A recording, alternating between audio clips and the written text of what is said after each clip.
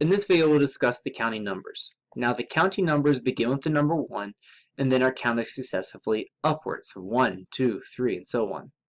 When we first start teaching children about numbers, one of the first things we teach them is this correspondence of the successive numbers with counting objects and trying to make that recognition of a one-to-one correspondence. So say as they're counting, they go 1, block 2, block 3, block 4, block 5. When they first start, often students will count the same block more than one time, or maybe they'll skip and go like 1, 2, 3, 4, 5, 6. And so we need to first work with that idea of the one-to-one, one number for one object. Once they understand that, they can then understand the idea of cardinality, which is I counted these blocks, I got to the number 5, that must mean I have 5 blocks in my entire set. This is a significant and important understanding in early childhood development with mathematics and numbers.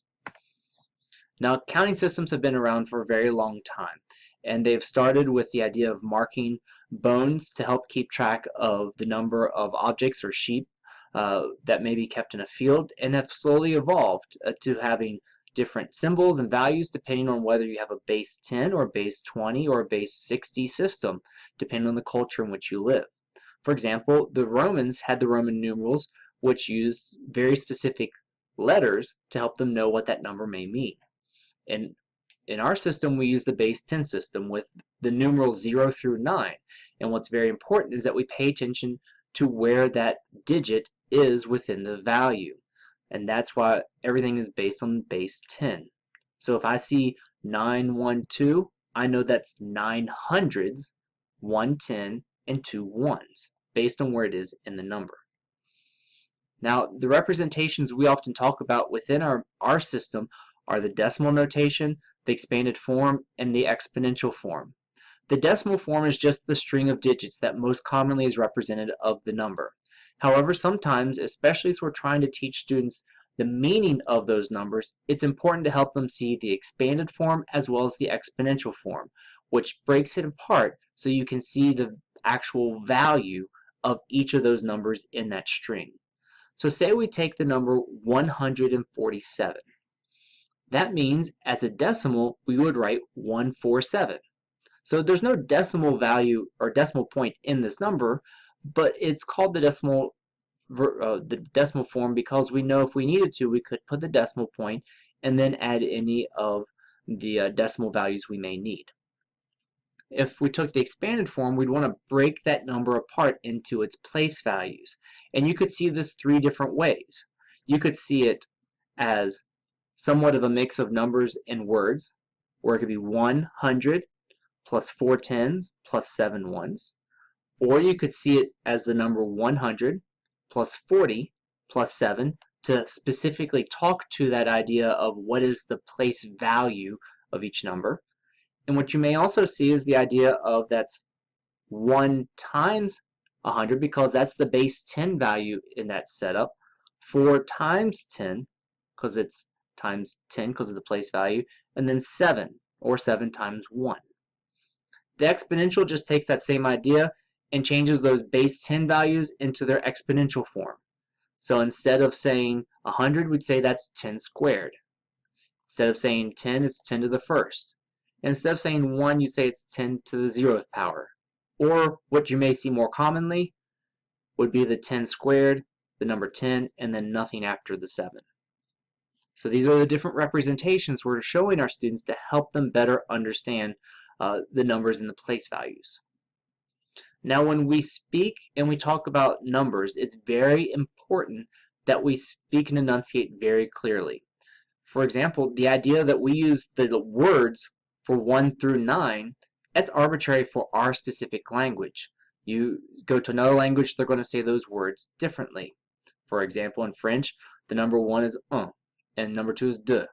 Well, we don't say that, we say 1, 2. So it's important to recognize that.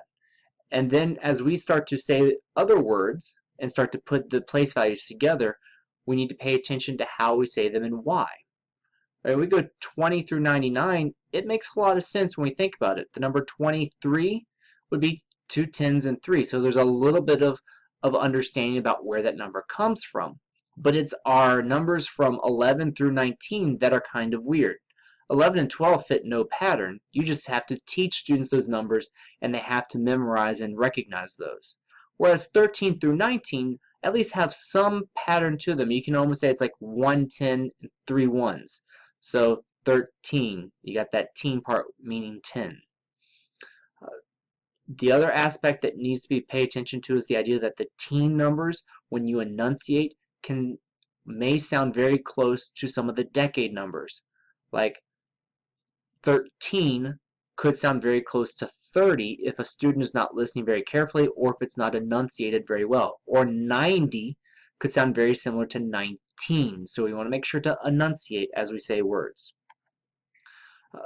Now when we move from counting numbers to whole numbers, we're adding only a single number, 0.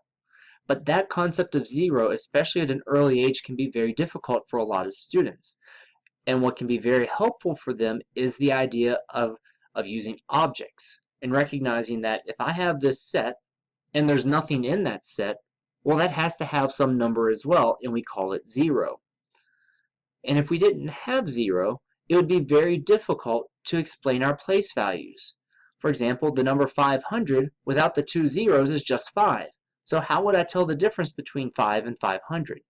So we have to teach very carefully and very importantly the value of zeros in our numbers. And that becomes important, especially with decimals as well.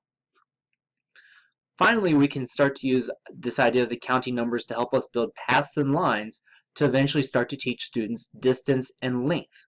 When we talk about a number path, we're just talking about the successive numbers in order, and it works very well with preschool students and maybe very early elementary. That's why we play games like Chutes and Ladders with them. As they become more progressive in their understanding of numbers, we can start to use number lines, where we can have the number 0, and then we have the counting numbers after that can be very helpful with teaching length, especially unit length. Whereas we may actually be able to start using decimal values as well as they become more advanced in their understanding. But it helps to also give a concept to the distance from 0 and understand that there can be a 0 length or something that's greater than 1 or less than 1 that is a value possible.